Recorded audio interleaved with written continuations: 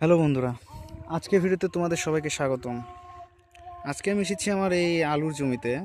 এটা আসলে আমাদের মোট 5টা জমিতে আলু রোপণ করা হয়েছে, তার মধ্যে এটি একটি।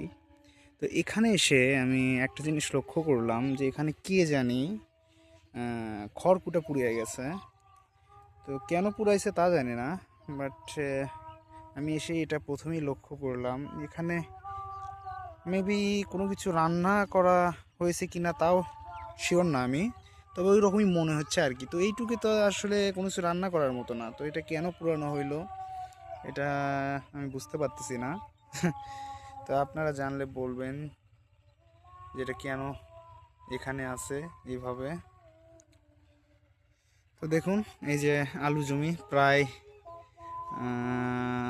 10 দিন আগে মেবি এটা রোপণ করা হয়েছিল, কিন্তু এখনো এটার কোনো কুড়ি বের হয়নি। আমরা দেখতে পাচ্ছি কোনো কুড়ি দেখা যাচ্ছে না, একটু লক্ষ্য করলে দেখতে পারবেন আপনারা।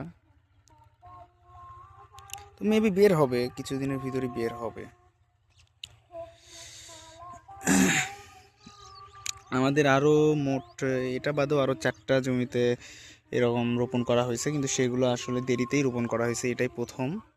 বাট সেটাতে এখন পর্যন্ত কুড়ি বের হলো না। এই যে আশেপাশের জমিগুলো দেখলে আপনারা বুঝতে পারবেন।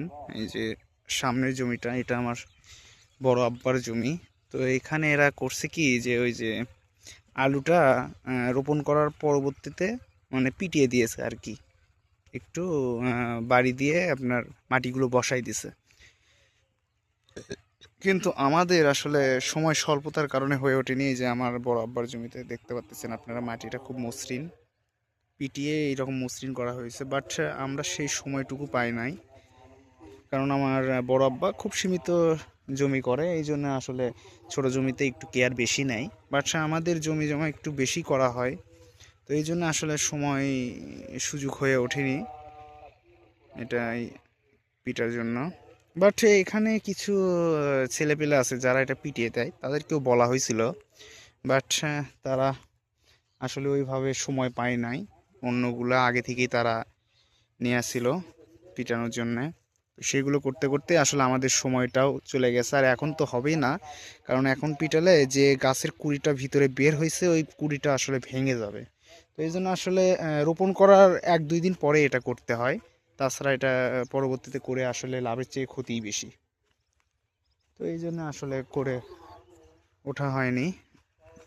তো যাই হোক, মেবি আর 3-4 দিনের ভিতরেই আমরা কুড়ি দেখতে পারবো। উপরে যে আলুর গাছের যে কুড়িটা বের হয়, সেটা মেবি আমরা দেখতে পারবো।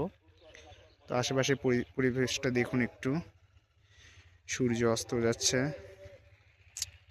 তো বন্ধুরা, আজকের ভিডিও এই পর্যন্তই। আর আমরা যে পুরা জিনিসটা দেখলাম, ওটা আসলে কি এমন আসলে বুঝতে পারলাম না। যাই হোক, খড়কুটা পুরানো হয়েছে, কিন্তু কী উদ্দেশ্যে পুরানো হয়েছে সেটা শিওর বলতে পারলাম না। তো বন্ধুরা, আজকের মতো এই পর্যন্তই। আগামী কোনো ভিডিও দেখা হবে। বাই।